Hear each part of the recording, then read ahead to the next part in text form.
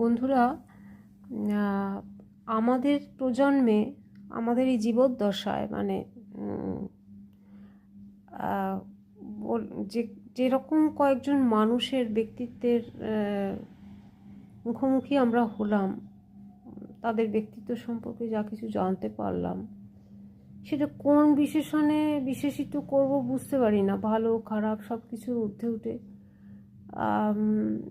কিছু তো সেরকম ভাবে বলাও দুষ্কর, কেননা সবটাই এমন পলিটিসাইজ করে ফেলা হয় সব কিছুই। সেই জন্যে আমি নামটা উজ্জ্বলই রাখছি।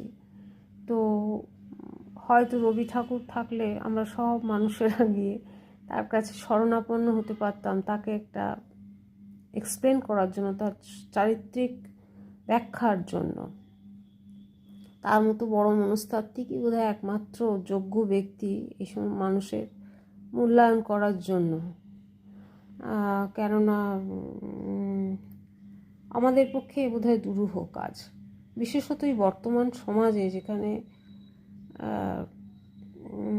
বলা যাবে না, সত্য কথা কিছুতেই বলা যাবে না, সেটা সকলের কাছে গ্রহণীয় হবেও না। উল্টে অপদস্থই হতে হবে, হয়তো যিনি সাহস করে বলতে গেলে অপদস্থ হতে হবে, জীবনও দিতে হতে পারে।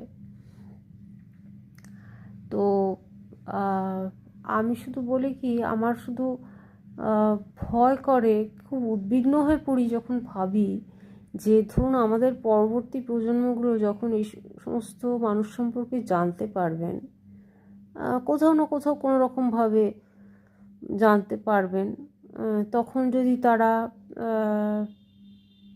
তাদের একটু হিস্ট্রি অনুসন্ধান করেন, দেখেন, পড়েন, সেই সমস্ত তাদের যে কি মনে কি হিসেবে তারা এইসব চরিত্রগুলোকে গ্রহণ করবেন, এবং তার যে কি ইম্প্যাকশন কি হতে পারে তাদের মনের মধ্যে, সেটা ভেবে সেটা সমাজের পক্ষে কি তার ফল দাঁড়াবে, তাদের ক্ষেত্রেই বা কী ফল দাঁড়াবে, সেটা ভাবলে খুব উদ্বিগ্ন হয়ে পড়ি, খুব দুশ্চিন্তাগ্রস্ত হয়ে পড়ি।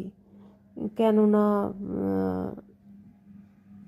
আমরা ধরুন কত আগেকার মানুষ সম্পর্কে কত কি জানতে পারছি, মূল্যায়ন হচ্ছে না। এখন তো হাতে হাতে সোশ্যাল মিডিয়া, তখনও নিশ্চয়ই জানার অবকাশ থাকবে,